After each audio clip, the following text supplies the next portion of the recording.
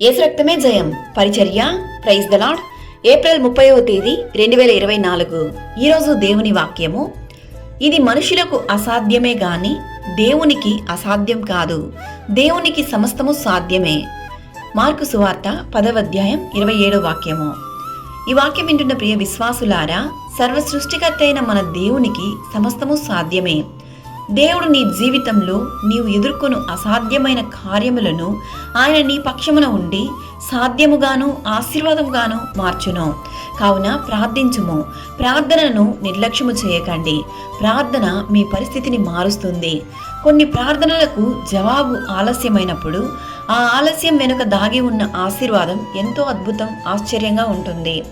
యెహోవా నా పక్షమున కార్యము సఫలము చేయును అని విశ్వాసంతో ప్రార్థించండి. అనారోగ్య సమస్యలు, సమాధానం లేకపోవుట, ఆర్థిక ఇబ్బందులు, వ్యాపారాలలో ఒడిదుడుకులు, సంఘాలలో ఏక హృదయం లేకపోవుట, చేతబడుల ప్రభావం, ఇలా మీ సమస్య ఏదైనప్పటికీ దేవుని సన్నిధిలో మొరపెట్టుము.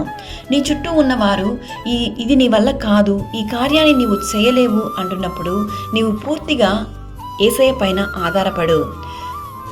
ఇది మనుషులకు అసాధ్యమే గాని దేవునికి అసాధ్యం కాదు, దేవునికి సమస్తము సాధ్యమే అను వాక్యాన్ని బట్టి ప్రభువు సన్నిధిలో ప్రార్థించము.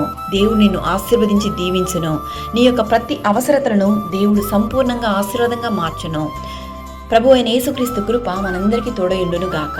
ఆమేన్.